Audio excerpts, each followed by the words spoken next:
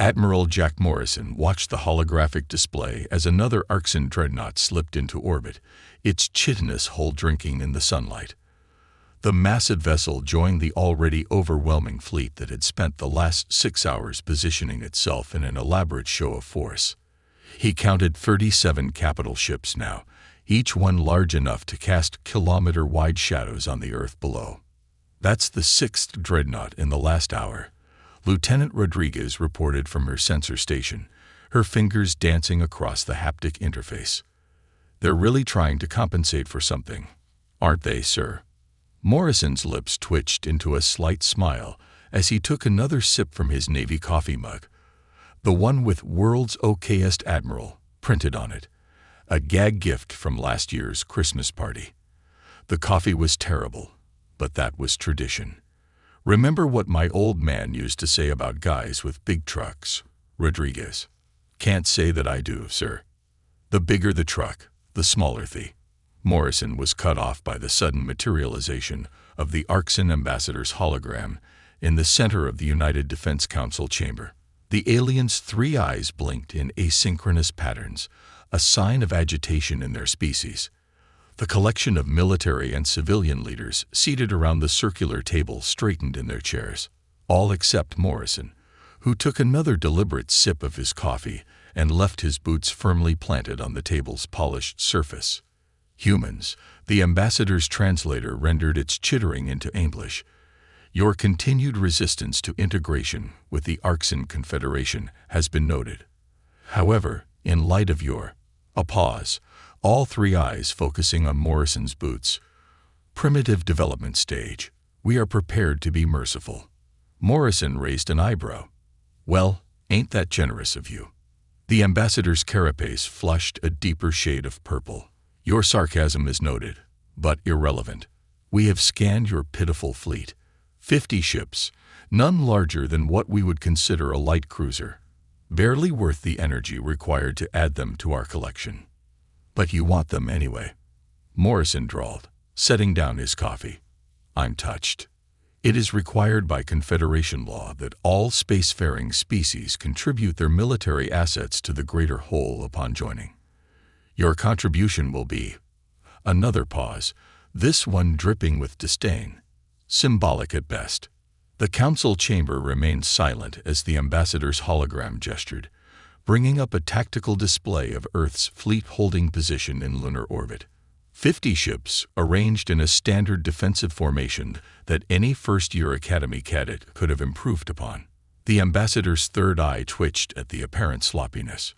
"You have 2 of your Earth hours to begin surrender protocols. If you resist, we will take your ships by force. Though looking at your formation, I doubt your commanders could organize an effective resistance anyway." Morrison finally swung his boots off the table, sitting up with exaggerated slowness. "Now hold on just a minute there, partner. Are you saying our fleet deployment doesn't meet your high standards?" "It is." The ambassador seemed to search its translator for the right word. "Embarrassing." "Embarrassing," Morrison repeated, standing up. He walked to the hologram, hands clasped behind his back. "You know what my granddaddy told me about judging books by their covers? Your familial platitudes air. He told me it's a real good way to get your ass handed to you." Morrison's easy smile never wavered. 2 hours, you said.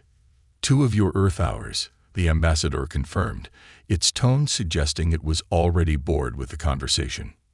"Perfect. That's just enough time for my crew to finish their coffee break. Wouldn't want to start an interstellar incident on an empty stomach, now would we?" The ambassador's hologram flickered out without further comment, but not before its carapace had flushed almost burgundy with rage. "Sir," Thompson, his XO, leaned forward. "Should we begin battle stations?" Morrison returned to his seat, picked up his coffee, and took a long, deliberate sip. "Nah. Let's let them think we're as dumb as they hope we are. For now." His eyes twinkled. "But do send word to the Houdini. Tell them to warm up the party tricks." Deep within Cheyenne Mountain Complex, Dr. Eleanor Wright stood before a wall of screens, each displaying different aspects of Project Quantum Leap's crown jewel. To an untrained eye, or more importantly, to alien sensors, the schematic showed a perfectly ordinary engine core. The kind of predictably primitive propulsion system a developing species would create. "Review the deception protocols one more time," she commanded, her voice echoing through the cavernous underground laboratory. "The Arxen will be scanning everything." Her team of quantum engineers, each selected not just for their brilliance, but for their ability to think sideways around conventional physics, gathered around the central holotable. Above it floated a projection of what appeared to be a standard Mark VI engine core, the kind installed in every ship of Earth's small fleet. External scan layer shows standard fusion reactions. Dr. Marcus Chen began, manipulating the hologram with practiced gestures. Heat signature matches known propulsion patterns. Radiation output is consistent with a developing civilization's attempts at efficient space travel. He grinned. They'll see exactly what they expect to see. And underneath, Eleanor pressed. Sarah Johnson, the team's theoretical physicist, stepped forward. That's where the magic happens. She zoomed the hologram inward, past the carefully crafted deception layers, to reveal the true core. While everyone else was trying to bend space, we figured out how to fold it. The hologram shifted, showing the actual mechanism that had revolutionized human space travel, and would soon revolutionize space warfare. Where other species saw an engine, humans had built a hole punch for reality itself. The quantum fold generator creates a localized bubble of. Sarah paused, considering her words. Think of space like a piece of paper. Everyone else tries to bend it, curve it, or punch through it. We just. She picked up an actual piece of paper from her desk, folded it in half, and poked a pencil through both layers. We make 2 points in space touch, just for a moment. And the best part, Marcus added, the energy signature is completely masked by what looks like inefficient engine radiation. They're so convinced we're primitive, they'll write off any quantum anomalies as scanner errors. Eleanor nodded, but her expression remained serious. Admiral Morrison will need all 50 generators working perfectly. One misaligned fold cold. Scatter a ship's atoms across 3 solar systems. Sarah finished. We know. That's why we've spent 15 years perfecting this. Every ship in the fleet has performed over 10,000 successful folds in testing. The technology is ready. The room fell silent as a new alert flashed across the main screen. The Arxen fleet had finished their deployment. Nearly 40 capital ships, arranged in an arrogant display of overwhelming force. Eleanor allowed herself a small smile. They really have no idea what they're about to witness, do they? That's the beauty of it. Marcus chuckled. They're so focused on building bigger ships, stronger weapons, faster conventional drives. They never stopped to ask if there was another way entirely. Sarah pulled up the latest scan of the Arxen fleet. Look at their formation. All those massive ships, perfectly arranged to counter any normal attack vector. She shook her head. They've positioned themselves exactly where we want them, and they don't even know it. Because they think space combat is about vectors and trajectories, Eleanor finished. They've never fought an enemy that can simply, she snapped her fingers, disappear and reappear at will. A communication window popped up on the main screen. Admiral Morrison's casual drawl filled the laboratory. How are my favorite mad scientists doing down there? Everything ready for our magic show. Eleanor exchanged glances with her team before responding. All 50 quantum fold generators are operating at optimal parameters. Admiral, just remember. I know, Morrison interrupted good-naturedly. Don't fold a ship while it's firing. Don't fold inside another ship's mass. And don't try to fold more than one ship through the same point in spacetime. I did pass the certification test. Doc. On your 3rd try, Eleanor reminded him dryly. Details. Besides, now I get to teach these Arxen fellows a lesson about judging books by their covers. Or should I say, judging engines by their sensors. As if on cue, another alert flashed.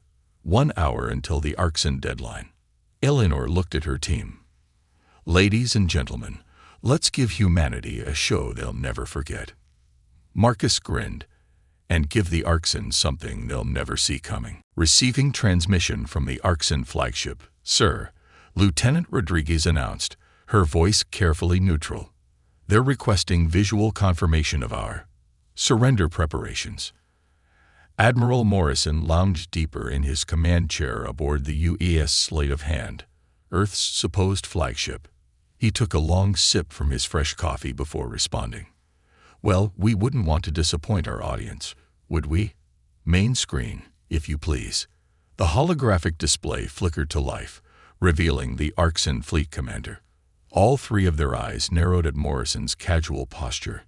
"Your time grows short, human." The alien's translator rendered their clicks and chirps into English. "We observe no movement from your fleet toward the designated surrender coordinates." Morrison made a show of checking his antique wristwatch, a family heirloom that had survived 3 generations of military service. "By my count, we've still got about 40 minutes. Plenty of time for a proper surrender, wouldn't you say?" The Arxen commander's carapace flushed with irritation. "Your continued insolence." "Now hold on there," Morrison interrupted, finally sitting up straight. "We're following your instructions to the letter. Thompson, show our friends what we've been up to." His XO nodded, transmitting tactical data to the Arxen. The display showed Earth's 50 ships powering down their weapon systems, their shields operating at minimal capacity. Everything about their posture screamed submission. "See," Morrison gestured at the data, "we're being right proper about this whole surrender business. Wouldn't want anyone saying humans don't know how to lose with dignity." On the bridge of the Sleight of Hand, carefully hidden smirks passed between the crew. They'd drilled this moment for months, perfecting the appearance of a defeated force, while their true capabilities remained coiled like a spring. "Your weapon systems are indeed powering down," the Arxen commander acknowledged, their tone suggesting they'd expected more resistance. "Though I note your engines remain at standard output." Morrison shrugged. "Well, we've got to maintain position somehow. Unless you prefer we drift into your pretty formation. Wouldn't want to scratch any of that fancy paint job you've got going on." The alien's translator struggled to convey the complex string of clicks that followed, settling for, "Your attempts at humor do not disguise your species' technological inadequacy. Our sensors confirm your engines are precisely what we expected. Primitive fusion drives barely capable of maintaining stable orbit. Is that what your sensors tell you?" Morrison's voice carried just a hint of something that made one of the Arxen's eyes twitch. "Fascinating. Thompson, make a note. Their sensors are working exactly as intended." "Noted, sir," Thompson replied, managing to keep a straight face. The Arxen commander leaned forward. "What do you mean by—" "Oh, just admiring your thorough scanning techniques," Morrison cut in smoothly. "It's really quite flattering, all this attention you're paying to our humble little fleet. Speaking of which, Rodriguez, how are our engine cores doing?" "All 50 are operating at normal parameters, sir," she reported, emphasizing normal just slightly. "Everything looks exactly like it should." The Arxen's third eye began twitching more rapidly. Something about the human's behavior was setting off warning bells, but their scans showed nothing unusual. Just 50 underpowered ships with predictably inefficient engines, acting exactly like a surrendering force should. 20 minutes remain," the commander announced finally. "I suggest you use them to complete your power-down procedures. When we begin collecting your vessels, we expect full compliance." "Oh, you'll definitely get a show worth watching," Morrison promised, his easy smile never wavering. "Thompson, please inform all ships to continue surrender protocols, and send a private message to the Houdini. Tell Captain Chen she's got green light for Operation Prestige." The Arxen commander's image vanished, replaced by the tactical display showing their massive fleet moving into collection formation. Their capital ships spread out in a precise pattern designed to prevent any possible escape vectors, assuming their prey would be limited to conventional space travel. "Sir," Thompson said quietly, "the Arxen have no idea what's about to hit them, do they?" Morrison finished his coffee and set the mug down with deliberate care. Nope. And that's exactly why this is going to work. After all, he reached into his uniform pocket and pulled out a deck of cards, shuffling them with practiced ease. The best trick is the one where your audience thinks they know exactly what they're seeing. The Arxan commander's mandibles twitched with satisfaction as the last of Earth's pathetic fleet arranged themselves in neat, submissive rows. Their massive collection vessels loomed over the human ships like predatory birds, eyeing particularly unimpressive prey. "Begin collection sequence," the commander ordered. "Let's get this over with. I want these primitive vessels catalogued and—" "Sir," his sensor officer's chittering interrupt was nearly incomprehensible. "The human vessels. There. On every screen across the Arxan fleet, 50 dots representing Earth's ships simply winked out of existence. Cloaking technology," the commander demanded, rising from his command throne. "Scan for thermal signatures." "No, sir. No readings at all. They're just gone." The commander's carapace paled. "Impossible. Nothing can." The rest of his sentence died in his throat as the UES sleight of hand materialized directly in front of his bridge viewport, close enough to read the ship's name painted on its hull. Admiral Morrison stood at attention on his own bridge, visible through the matching viewport, and executed a perfect military salute. Then he winked, and the ship vanished again. "Find them," the commander screeched. "Launch fighters. Activate all weapon systems.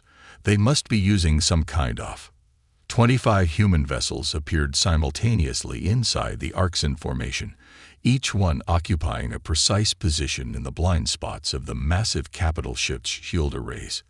The other 25 remained unaccounted for exactly 3 seconds. The missing ships materialized directly above their Arxan targets, turned 180 degrees relative to up, and opened fire from positions that, according to every known law of space combat, should have been impossible to achieve without hours of maneuvering. "Sir," Thompson's voice rang across the sleight-of-hand's bridge. "Operation Prestige is go. All ships reporting successful quantum folding." Morrison grinned. "Time to show them our next trick. Signal the Houdini. Execute Formation Delta." Across the battlefield, Earth's ships began to move in ways that made the Arxan tactical officers question their sanity. Vessels would disappear from the port side of a capital ship and reappear starboard in the same instant, their weapons already firing. Others seemed to teleport between multiple positions faster than light itself could travel, creating the illusion of being in several places simultaneously. The UES Houdini demonstrated why it earned its name, repeatedly appearing inside the Arxan formation's defensive screens, firing a full broadside, and vanishing before point defense systems could even register its presence. "Status report," the Arxan commander demanded. 15 capital ships reporting critical shield failures, his tactical officer responded, voice shaking. "They're somehow bypassing our entire defensive grid. Every time we adjust our shield harmonics, they just appear inside them. That's impossible. No species has ever." The sleight of hand materialized again, this time inverted relative to the Arxan flagship, its belly facing the alien vessel's dorsal section. Morrison's voice crackled through their comm system. "You know what your biggest mistake was?" he asked conversationally, as if discussing the weather. "You assumed that just because we built small ships, we were thinking small." The sleight of hand vanished again, reappearing port side. But sometimes vanished, reappeared starboard. The best things vanished, appeared directly ahead, come in small packages. The Arxan commander watched in horror as his perfectly arranged formation dissolved into chaos. Ships designed for long-range engagements found themselves in point-blank broadside exchanges. Vessels built for broadside combat suddenly faced enemies that could attack from any vector instantaneously. "Sir," his tactical officer's voice had risen several octaves. "The humans, they're not using engines at all. Those cores we scanned, They're not propulsion systems. Then what are they? The commander demanded. As if in answer, 50 human ships appeared in a perfect sphere around the Arxen flagship, their weapons trained on its command center. Morrison's voice came through one final time. They're quantum fold generators, and you just helped us test them in combat conditions. A pause. Thanks for being such a great audience. Contact from Arxen High Command, sir, Rodriguez reported, suppressing a grin. They're demanding we stop violating the laws of physics. The laws of physics, Morrison echoed, feigning offense as the sleight of hand quantum folded through another impossible vector. I'd say we're more like creative interpreters of physical law. Thompson, how's our audience enjoying the show? Their combat computers are having what Dr. Wright calls a mathematical nervous breakdown. Sir, they've detected our ships in 37 different locations simultaneously. Morrison shuffled his deck of cards one-handed while watching the tactical display. The Arxen fleet's formation had devolved into barely organized chaos, their massive ships trying to track targets that refused to obey normal space-time limitations. Sir, Captain Chen's voice crackled through the comm. The Houdini just completed a triple-fold maneuver. We're calling it the three-shell game. On the main screen, the UES Houdini demonstrated its namesake's prowess. It appeared above an Arxen cruiser, fired a warning shot, vanished before return fire, reappeared beneath the same ship, fired again, and then materialized off the port bow. All within half a second. The Arxen vessel's gunners fired at all three positions simultaneously, hitting nothing but empty space.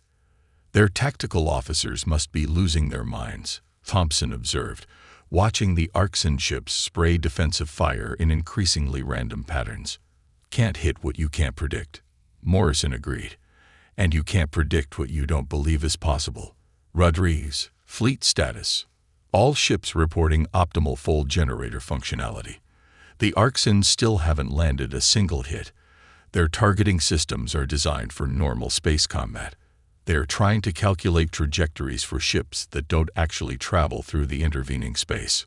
Morrison nodded, then pressed his comm. Dr. Wright, how are our generators holding up to combat conditions? Better than simulated. Eleanor's voice carried a note of professional satisfaction. The Arxen's scanning attempts are actually helping mask our quantum signatures. They're generating so much sensor noise looking for conventional engine emissions that they're drowning out the fold signatures. A massive Arxen dreadnought fired its main gun at the U.S. Copperfield, only to have the human vessel fold away and reappear inside the energy beam's minimum effective range. The smaller ship cheekily fired its point defense weapons in a pattern resembling a smiley face on the dreadnought's shields before vanishing again. Sir, Thompson's voice took on a more serious tone. The Arxen flagship is charging something big. Energy readings are off the charts. Morrison's easy smile never wavered. Looks like it's time for our grand final. Signal all ships. Execute formation. Royal flush. Earth's fleet responded with practiced precision. 10 ships folded into a perfect line facing the Arxen flagship's port side. Then another 10 appeared starboard. 10 more above. 10 below, and the final 10 formed a ring around the flagship's central axis. Impossible. The Arxen commander's voice boomed through the open channel. No fleet can maintain such precise positioning. Your ships should be limited by thrust vectors. Morrison interrupted. Should need time to accelerate and decelerate. Should follow nice, predictable paths through normal space. He placed his deck of cards on his armrest. Should be easy to target because we're exactly where you expect us to be. The Arxen flagship's weapon reached full charge, its massive primary cannon glowing with enough energy to vaporize a small moon. Last chance, the Arxen commander warned. Surrender your full technology, or we'll demonstrate why size still matters. Morrison's grin turned predatory. Funny thing about size. He snapped his fingers. 50 human ships vanished simultaneously. The Arxen flagship fired its super weapon at empty space. And then, in perfect synchronization, Earth's entire fleet reappeared inside the Arxen flagship's minimum effective range, their weapons already spinning up. Size doesn't matter nearly as much as position. Morrison's voice carried the satisfaction of a magician revealing his final trick. And thanks to quantum folding, we can be in any position we want. Thompson, signal all ships. Show them why humanity's fleet only needs to be small enough to hit what we aim at. The space around the Arxen flagship erupted with precision fire from 50 perfectly positioned ships, none of which had needed to travel through normal space to get there. The Arxen tactical network erupted with panicked communications as their flagship's shields buckled under the synchronized assault. No matter how their gunners adjusted their targeting solutions, the human ships simply refused to be where physics said they should be. New contact. Rodriguez called out. 3 Arxen battle groups just folded in from FTL. Conventional drives. Sir, they are trying to flank us. Morrison watched the reinforcements emerge from hyperspace, their massive forms appearing precisely where normal tactical doctrine said they should. Predictable. Thompson, signal the Copperfield and Blackstone. Time for the Prestige. The 2 Earth vessels quantum folded directly into the path of the incoming Arxen battle groups. Captain Sarah Martinez of the Copperfield opened a broadcast channel. Admiral, permission to demonstrate why conventional FTL is so last century. Give him hell, Sarah. What followed would be studied in war colleges across the galaxy for centuries to come. The Copperfield and Blackstone performed what appeared to be an impossible series of spatial jumps, effectively attacking the Arxen reinforcements from every vector simultaneously. When the aliens adjusted their shields aft, the Earth ships were already gone, appearing port. When they reinforced port, the ships struck from above. Sir, Thompson reported, unable to keep the awe from his voice, the Arxen are attempting to adapt. They're trying to establish a predictive algorithm for our fold patterns. Morrison barked out a laugh. Well, we can't have that. Signal all ships. Execute formation. Shell game shuffle. The Earth fleet split into 3 distinct groups, each appearing to follow a predictable pattern of quantum jumps. The Arxen computers, desperate to make sense of the impossible, began tracking these patterns, until the patterns themselves started quantum folding. Their tactical AI is having a breakdown, Rodriguez announced with satisfaction. It's detecting our ships in so many impossible positions that it's starting to flag its own sensor data as erroneous. On the main tactical display, an Arxen dreadnought fired its main batteries at what it calculated to be an Earth ship's future position, based on conventional physics. The UEA's Houdini responded by quantum folding to a spot directly beneath the dreadnought's bridge, oriented upside down relative to the alien vessel. Captain Chen's voice crackled through the comm. Hey boss, their bridge crew's expressions are priceless. Permission to wave at them before we fold again. Granted. Always appreciate a good showman. The Arxen commander's voice cut through the chaos, a mix of rage and disbelief. This is impossible. You're breaking every known law of naval combat. Your ships can't just appear wherever we want. Morrison finished, shuffling his deck again.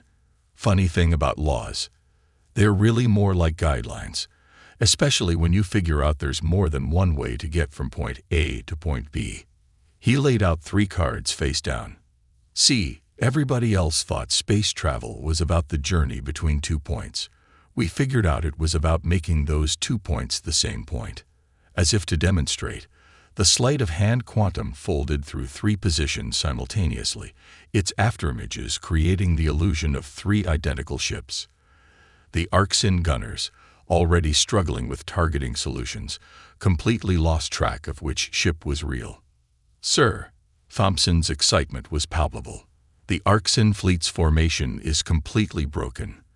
Their command and control network can't handle ships that don't follow normal space-time limitations.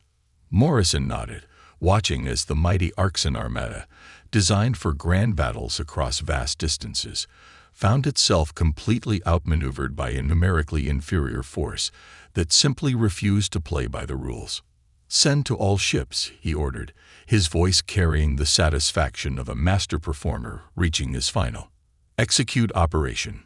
Full house." Across the battlefield, Earth's small fleet demonstrated why quantity wasn't everything. Each ship quantum folded to a precisely calculated position, creating a three-dimensional web of overlapping fields of fire. To the Arxen sensors, it appeared as if they were facing hundreds of vessels instead of 50, each one apparently violating the laws of physics with casual disregard. "Check," Morrison announced to the increasingly panicked Arxen command channel.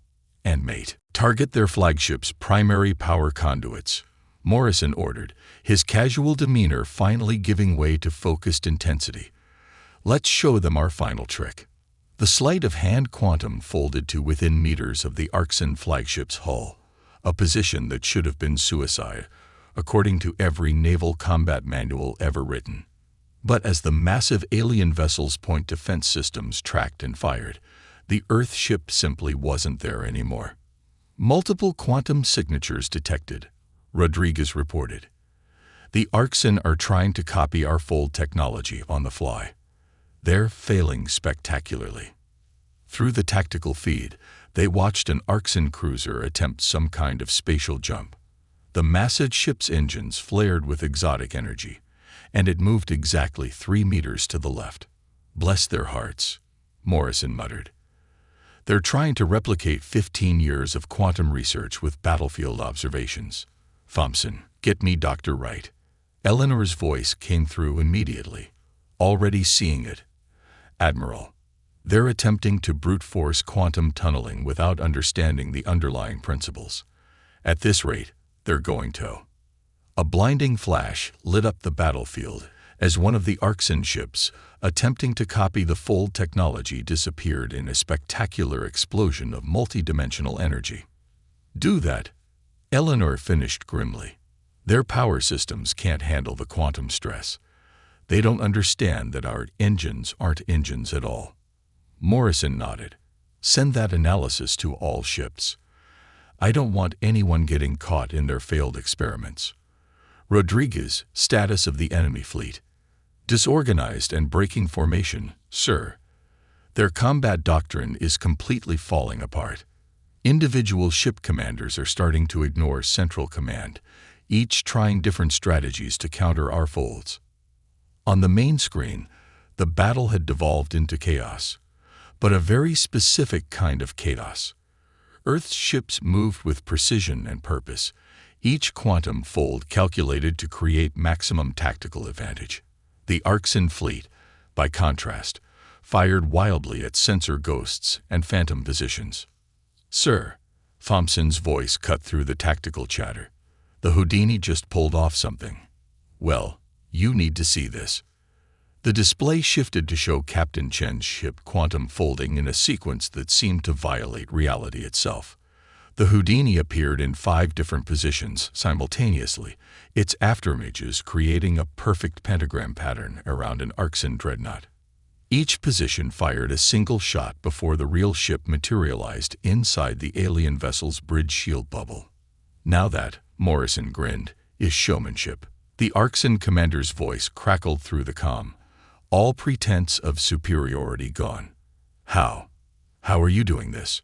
Our sensors show your ships everywhere and nowhere. Our targeting computers are registering temporal violations. This isn't possible." "Funny thing about possibility," Morrison replied, fanning his deck of cards across his command console.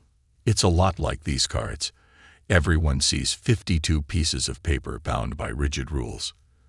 But in the right hands, he made the entire deck disappear with a practiced flourish. The rules are just suggestions."